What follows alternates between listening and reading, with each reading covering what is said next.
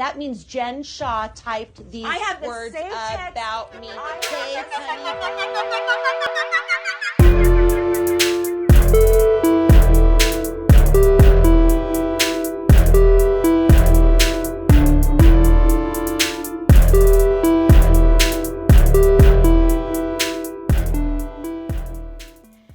Hi everyone, welcome to another episode of Everyone's Business But Mine with me, Kara Berry.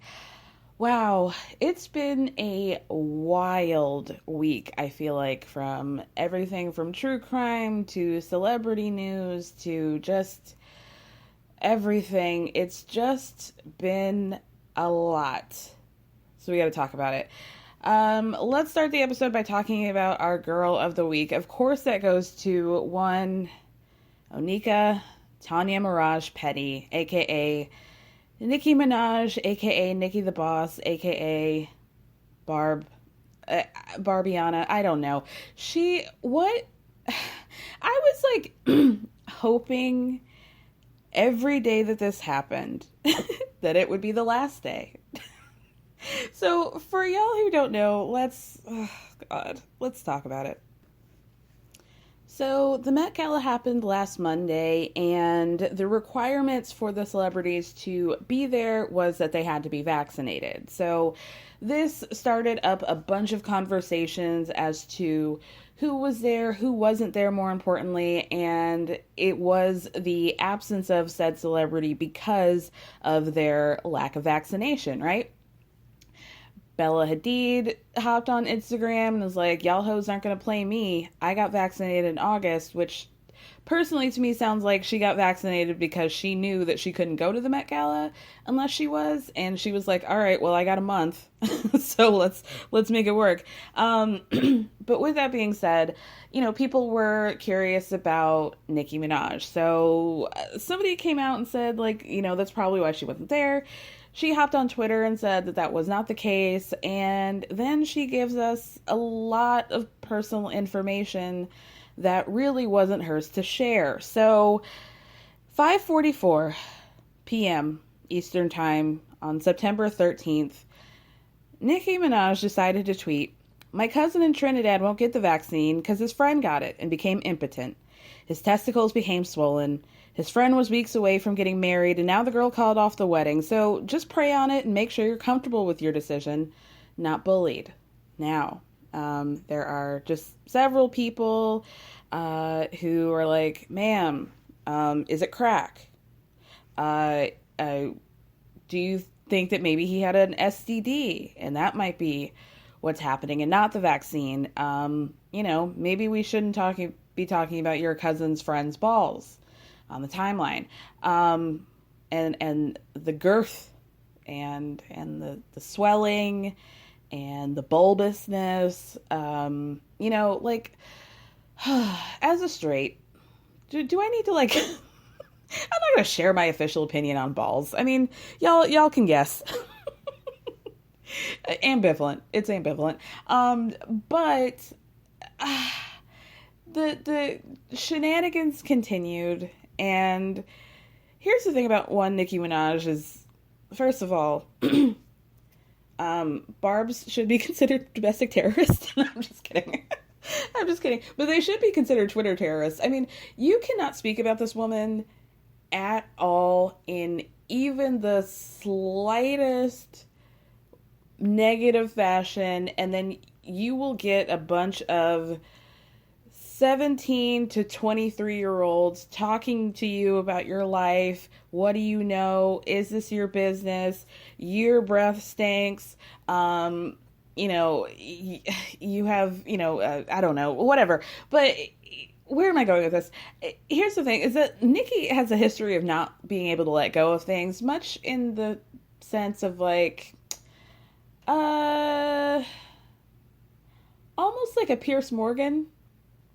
Like there's always just, like, something that, like, it's like it never had to go to this level, and yet here we are, and, like, we just dog with a bone. We're not letting go. So this began 4 days of Ballgate.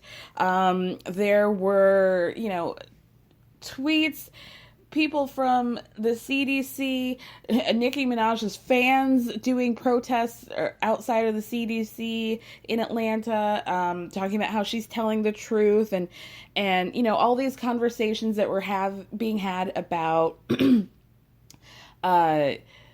safety, vaccinations, doing your research, not doing your research, etc., etc. To me, I would say that so many millions of people have been vaccinated at this point, and so to say now, you know, a hefty 6 months after or more after people have gotten their vaccinations, I think it's it's interesting to me that you say that now you need to do your research. She did claim, so any of you Barbs don't come after me, she did say that at some point in the future, she feels like she will have to be vaccinated. She wants to go on tour. She does, you know, recommend it for people who need to be vaccinated for their jobs. But, you know, she just says, you know, I want to make sure that we're all learned up on this, blah, blah, blah. This is a huge problem. Excuse me. When celebrities have platforms like this, you really have to be careful about like what it is that you put out there. And I understand that Nicki has this relationship with her fans that is very like familial and friendly and whatever. And you feel like you can hop on the timeline and just like have these conversations with people. But then you find out that like, oh, everybody else can see this. And this is where the problems happen. Yeah, it's a problem. There were so many Instagram stories or Instagram lives that she hopped on showing us her ceiling and just like being pissed and saying that Twitter suspended her because she was talking the truth and like, why can't I say what I'm allowed to say? I'm like, well, you know, the international implications might be that the safety of our country and the world at large might be an issue. She also at one point claimed that the White House had invited her to for a visit. That is also not true. They just were like, ma'am, somebody from the White House will sit down and do like hop on a Zoom with you and explain how this all works, but you're not coming here, sis. That's this. We're not having like a red table talk about, you know, everything. When the higher ups and the prime minister or whatever, I don't know what the government is like in Trinidad. I'm sorry, forgive my ignorance. But when he has to say that is not true and talk about balls, this is why you can't just hop on Twitter and say anything. Right? Because now the government, multiple international governments have now had to speak out and undo the damage that you've done. And so, yeah, Nicki Minaj, you are our girl for the week. You guys, get vaccinated, please. Please. If you can do it, please do it. I've had it, you know, since I got it done in March, and, you know, I'm still the bad bitch that I was before. But now I'm safer, you know? So, yeah, there we go. Let's move on to, you know, it's worse. It's just worse. I mean, let's just have a clap here. Finally, Robert Durst has been found guilty of murdering somebody, because Lord knows he's just been out here in these streets for decades, just busting heads, popping people off, whacking people left and right. So finally, we've got like the most feeble and close to death version of Robert Durst, wheelchair bound, just decrepit, old. Finally justice has been served. We did it, guys. He's gonna go to jail. All right, something happened on my YouTube. My YouTube algorithm pointed me in the direction of something that I found very entertaining, and I hope you guys do too. I happened upon a video of Holly Madison, former girlfriend of Hugh Hefner, former girl next door. She has a YouTube channel where she, you know, will kind of dip a toe into talking about her past life at the mansion. But recently she decided to do a rewatch of the series premiere of Girls Next Door. And I watched her and I found it very fascinating. She started off by saying that she like did an intro before she introduced the video, and she said that during her rewatch, that she first of all had not seen these episodes since that time. So like, maybe I watched them at, when they premiered, and we would do like DVD commentary, but she's like I probably haven't seen this since 2006, right? And she says that at some point she got really upset because she was remembering things, manipulations that were happening on account of Hugh, and how he would kind of like pit the girls against each other, and he was just like really emotionally abusive. So she got triggered towards the end, but she did say that she liked seeing like the happy parts of it. One thing I thought she said was interesting was that the Girls Next Door era, because she lived in the mansion for like 3.5 years prior to the show, was the best of times. That 3 years before was like super dark and really awful, and so like having the show almost sort of freed them a little bit. They were able to do more for themselves, and they were able to be more autonomous, and they weren't so much under that Hef thumb. And she also mentioned sort of like a Paris Hilton thing, is that her voice on the show is very like light and bright and, high pitched and sort of like happy and whatever. And she said,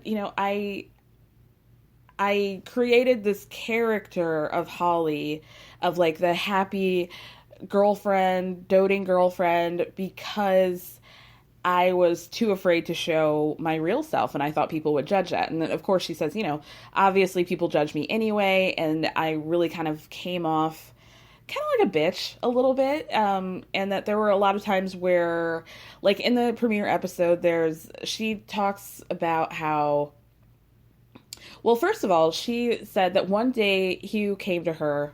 Why does it feel weird to call him Hugh? I'm just going to call him Hef.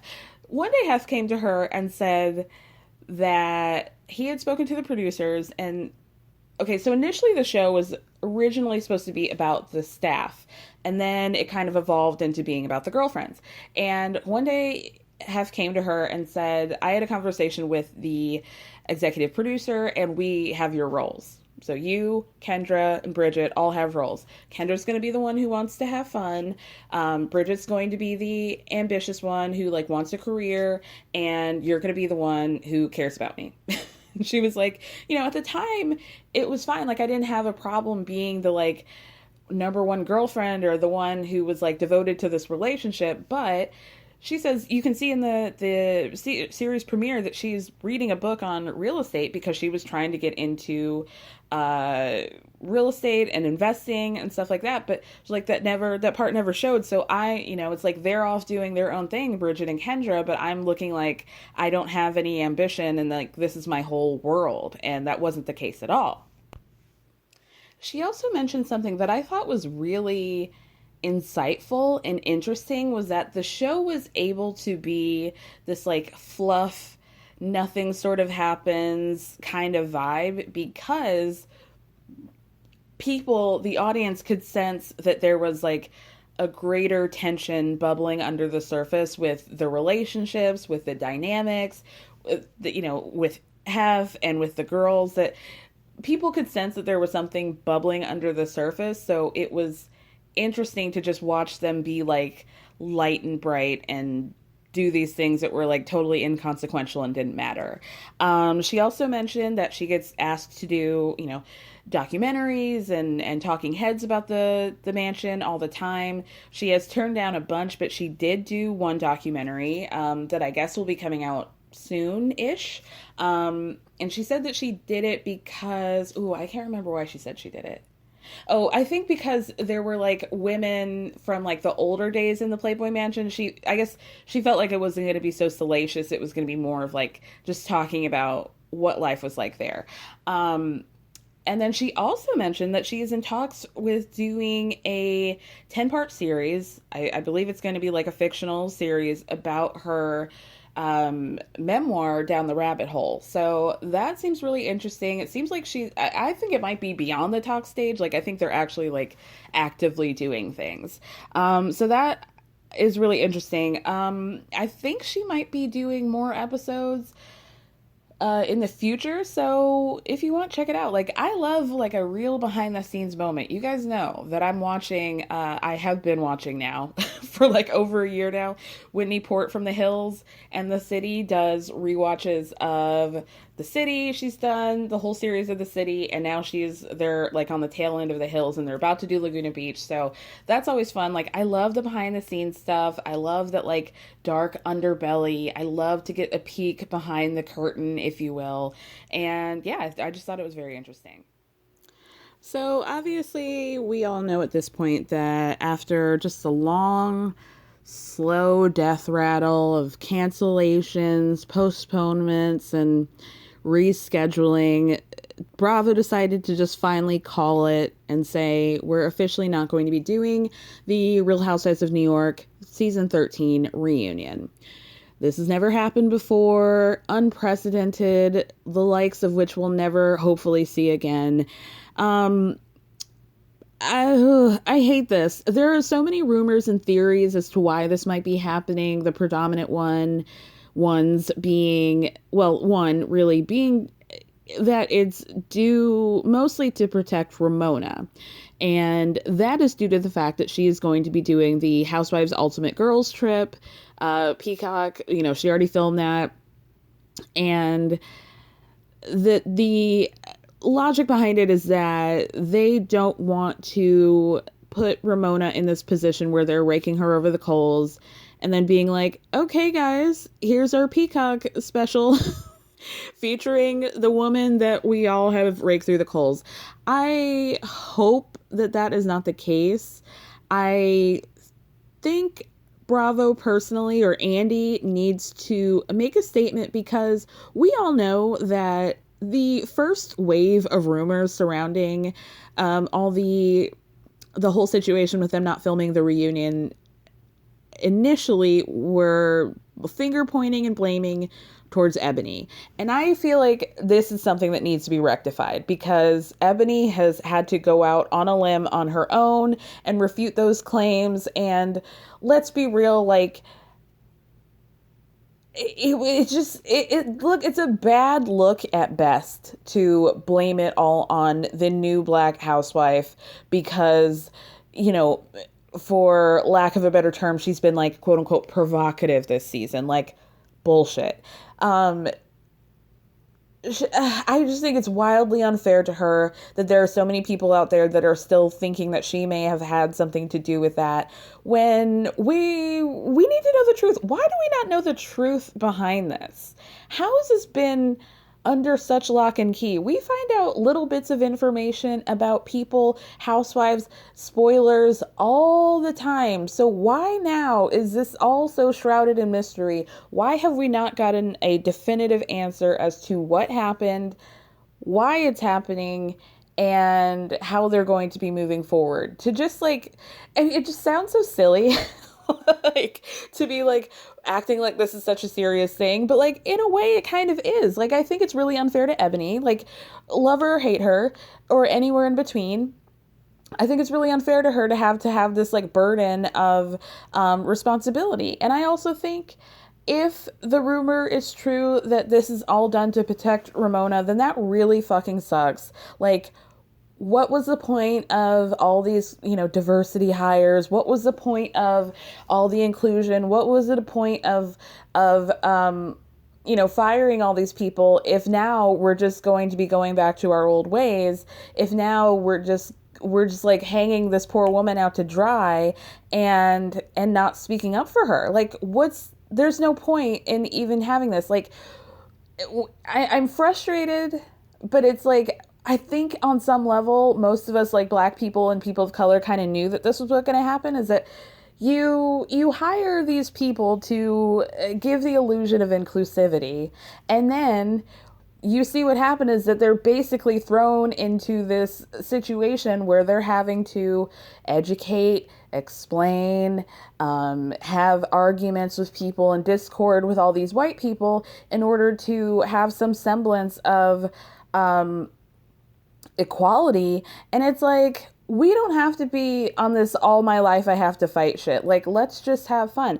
Even with Garcelle on an all-white franchise that, the cast members are, we're led to believe, mostly pretty liberal, open-minded, what have you, that there's even this thread of even happening now, and they're not really talking about it being a race thing, but to me, there are shades of microaggressions that are happening with Garcelle, and I believe that there are tinges of racial aspects to it. I think the way that Dorit has been handling Garcelle and Kyle and Lisa is rooted in some sort of racism. I wish that this is something that we would talk about more, but I also understand how Garcelle just doesn't want to have that conversation. I had a talk with Taria from What Else Is Going On. Last week I was on her episode and we were talking about how sometimes as Black women, you don't want to fight all the time. You don't want to have to explain how you feel. You don't want to have a come to Jesus moment and be like, this was not okay because X. You don't always want to do that, and you don't always have to do that. And a lot of, some part of self-care is at times just choosing not to go there because it's protecting your own peace. And I feel like that's what Garcelle is doing, and it makes me really sad for her. But with that being said, I think the reunion would have been really good. It had a lot of potential to be very good, but now we're not going to have it. So I guess that's all she wrote. So, all right, let's move on. I want him to be healthy. I want him to find a healthy girlfriend, a healthy life. Yes, ma'am. I tell you, the girl can be beautiful, but I told Robert that, I said, if you smell fish, run. Oh, my God. There's no way. I told him, if you get in that moment and you start smelling, run for the border. Because it should not be fishy. All right, let's just very quickly talk about Real Housewives of Salt Lake City. I'm not able to do my typical full-on recap. My bad. My apologies for that, but let's talk about it. So this was a great episode. We're now in episode 2. A lot of things happened. I am deeply concerned for Heather Gay. Deeply, I think. I think she's a good person, but it's to a fault, and it's to the point where, I just don't get it. As somebody who, I am a, wait for this, I am a quadruple Pisces. I am somebody who always wants to, make things work, leave on a good note, not have bad blood between people. So I can understand, I think, a little bit more than a lot of people where Heather is coming from with relation to her situation with Jen. But now, those were my feelings last season. Now it's too much for me. It's so abusive and just emotionally sad for me, and it's hard to watch her try to navigate and work through this relationship with Jen, somebody who is just she's not capable of being your friend. She isn't even capable of seeing why you would be upset with her. And at that point, you just have to just wash your hands of the whole situation. So one of the big storylines for this episode was the fact that Jen and Heather had decided to get together and talk, since they had not seen each other or spoken to each other since the reunion, which happened 2 months prior. And in the meantime, Jen has been tweeting and liking and retweeting stuff, not only about Meredith and specifically Brooks, but Heather. Just really awful things, calling her racist, body shaming her. We found out at the reunion that Jen had called Heather Shrek. Bitch, I could never. Like, and I'm going to kiki with you after that? Absolutely not. So it's seemingly gotten a lot worse. Not only has Jen called her Honey Boo Boo, but she also has been repeatedly calling her racist. Heather said, this was not a productive conversation. I mean, are we capable of having a productive conversation with Jen Shah? No. I believe the answer to that is no. With that being said, I would have liked Heather to ask her, like, why do you feel like I'm racist? Instead of just going to the victim part of that. Like, if I were a white person and somebody called me racist, I would be extremely curious to know what it was that I did. And if you're just like calling me that willy-nilly, and Heather did mention, you know, we're in a very heightened space when it comes to race relations, more so than ever before. That is a really, dangerous thing to, I don't want to say dangerous, but like, it's, if she's not, and you're just calling her that because you feel some type of way about her, that's wrong. That is unequivocally not the right thing to do. And if Jen's response to that is, I put it on my Instagram story or my Twitter or whatever, but I took it down 5 minutes later. No, that's not an acceptable answer. Like, let's talk about this. Why do you think I'm racist? And 5 minutes, we have to, that excuse no longer exists. It has not existed for a long time, but like, we need to really be down to the brass tacks about like, I took it down, because we know the power of the internet. You know, the power of having a social media following like yours. You know, the power that you have being a housewife, and how people are going to screenshot everything you say. It doesn't matter if you took it down 5 minutes later, because I can guarantee you, girl, 500 people have that screenshot and they've all posted it, and it's going to go to all the blogs, and it doesn't matter. Like, no, there is no 5 minute rule. This isn't like, I dropped a Pringle on the floor and I need to catch it in 3 seconds. Not the same, girl. So Heather goes on to pull up like some pretty serious, undeniable receipts of, hey girl, here's what you said. Here's the blue check next to your name. It's clearly from your account. You did this. You said these things. Jen Shah insists that she did not say it. That's not fucking me. Blah, blah, blah. Girl, there's something, I mean, like, I don't know if, hindsight's always 2020. I don't recall feeling this unsettled by Jen. And, I know that we have the information of like knowing what's going to be happening a couple months from now with her. And maybe that's painting my image of her. But like, what I'm seeing now is an absolutely unhinged woman. Like, and I'm talking about this woman who like was fighting people in a Versace pantsuit. I'm talking about this woman who was throwing vodka sodas at a bowling alley. Like, this is dark. This is dark behavior. And again, like, I don't know if I'm looking at this through the lens of like, I know what's going on, but to just look at somebody and have them have irrefutable evidence in your face and say, that's not me, I didn't do that. Ma'am, we can't do that.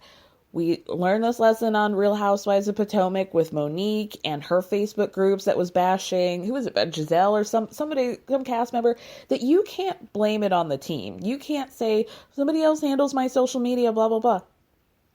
Everything has to go through you, right? People shouldn't just be, your social media manager shouldn't be like making these bold statements and stuff on behalf of you because everybody thinks it's you. Like, that's not an excuse, like, it's dark. It's so dark to watch, and it's so frustrating.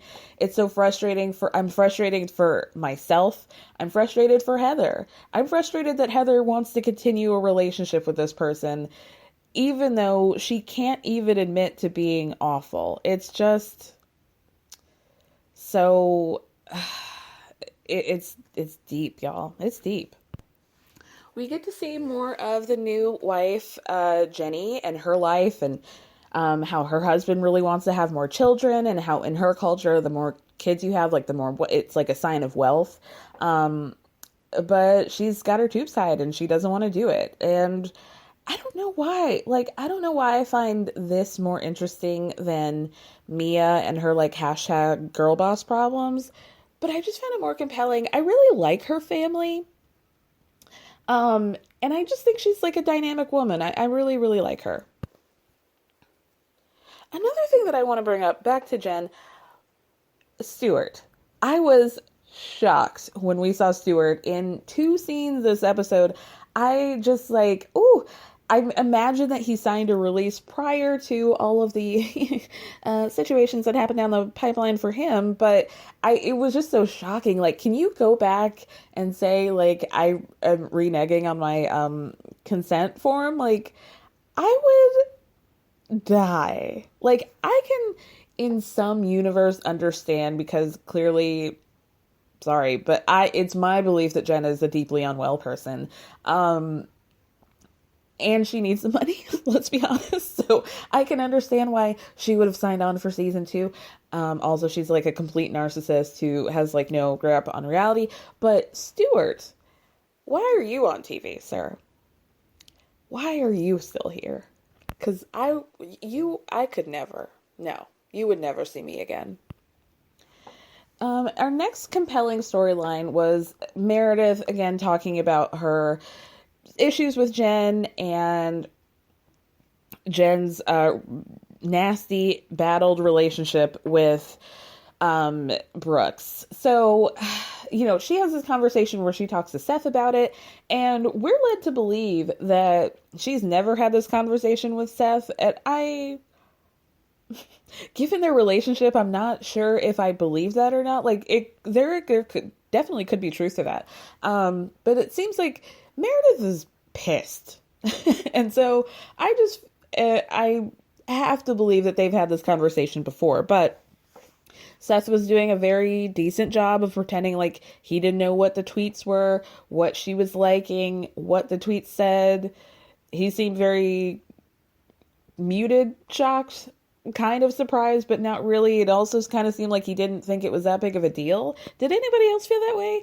That he didn't seem to be on Meredith's level of like being pissed. You know, again, Meredith tells us and Seth, like, hey, it's unfair of Jen to label him as something that he is not identified as, not to me, not to anybody. He's still trying to figure it out. And also, it doesn't matter to me what he is, because I just want him, I think she said, I just want him to identify as our son. So, yeah, I mean, I feel for her. And Brooks was the bartender, and Meredith was on Watch What Happens Live last night.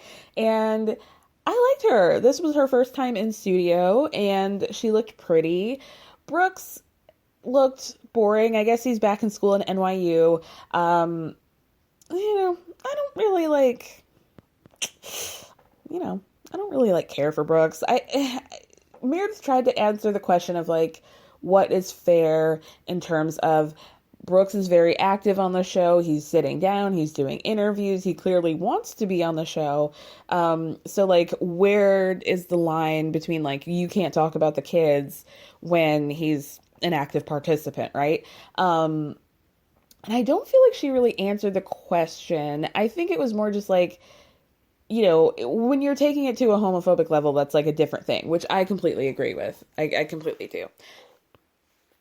And like Jen's excuse that basically Brooks started this first because he was talking about my vagina is like, no, girl, come on. Like, I'm 35. Jen is what? I'm probably equidistant between Brooks and Jen. I would be so embarrassed to be fighting with a 21-year-old or 22-year-old. Why is she not? You know? That's sad, girl. That's embarrassing. Jen's storyline this week was a strange one. It was about how she had a family friend that she considered a like a family, like she had it was the guy that was around her son's age that she considered to be a son of hers, and she was like a second mother to him. He lived in South Central LA. She recently moved him to Salt Lake because she tells this very strange story about how like she wasn't showing up in the way that she needed to, basically, in the last year. A lot of things had been going on. There were tensions in the family, situations that needed to be worked out. This boy that was like a second son to her reached out to her and said, my family can't live here anymore. Like, can we move in with you? She ignored him for like months, and then finally got back to him, and he is now living in Salt Lake. She starts talking about he even mentions that she's sort of like the matriarch or the family member that kind of brings everybody together and how important it is. And it's just, yikes, just watching. It seems like Jen came into this clearly not knowing that the charges were going to be put up against her, but thinking that she was going to rehab her image. That's the crazy thing, is that like we're about to see her have the most explosive drama in Housewives history, and she came onto the show clearly to be this like family oriented, I'm getting my family back together, I'm like trying to rectify my marriage kind of thing. It's just like, woo, what a treat. What a treat to watch all of this go down. The absolute irony of her being like, I messed up, but I'm really motivated to bring my family back together, and I never want to tear this apart again, and this is going to be my year to turn it all around. It's like, babe, woo, honey. Anyway, of course, highlights were one, Mary and Whitney. Mary's like little walk through her home and the green carpet, the green church carpet. I mean, here's something that you guys should know, is that like I grew up as sort of in Mary's a Pentecostal church, if I'm not mistaken. I grew up going to a Church of God in Christ, which is a Pentecostal offshoot. So I know Mary. This is my childhood, right? Like I don't understand. No, let's not make no mistake. I do not understand Mary, but I understand from the religious aspect, like the cultural things that are happening here, because it's not just like Black culture that we're seeing with Mary, it's church culture, and it's specifically this kind of church culture, like Pentecostal church culture. So when I saw that like hunter green carpet, I was like, oh yeah, I know who I'm dealing with. This is my grandma's friends' homes. This is like, I get it, right? So the gold, the statue, the overstuffed couches, I mean, the green marble, help us all. She's trying to give us this excuse that, oh, this was 20 years ago. But even then, ma'am, even then, not a great look. Yeah, she's talking about how, why is she hired, all of her like hired help staff are her family, which would be fine if she liked them. It's like every time she is complaining about how he's a contractor. He takes 6 years to get anything done. We've been trying to do this. He can't do anything. He's so frustrating. I hate him. We have Charlinda, that poor lady housekeeper who was like maybe living there and wasn't getting paid. That was a whole situation. Yeah, I know Mary. And it's funny, but I get it. Whitney, my girl. I am officially taking my crown of White Queen from Dorit and giving it to one Whitney Rose. She's so funny. She's so delightful. I called it early by saying, we saw in the trailer for this season that there was going to be like a let's get our sex life back together with Whitney and her husband, Justin. I know a lot of people tend not to like that. Like, I get it. Like, nobody wants to have that memory of like the memory of Tamra and Eddie in the bathtub is just like haunts me forever. You know, the Flash is Ramona trying to give Mario a lap dance when he was actively cheating on her. You know, I get it. Nobody wants to see that. Nobody wants to see that. Okay. But with that being said, I said, I'm here for this one. And I was right. I was right to feel that way. And I feel good about my decision. Watching her have a conversation with Justin about, hey, like, I need as much sex as you do. I'm starting, you know, to really get into my business. I am gonna, you know, the conversation of like, oh, but I still want you here for the children. You know, we get that. But she wants to be out here in these streets, being a bad bitch, selling her skincare, and she wants him to help her with the children and not have the responsibility solely placed on her.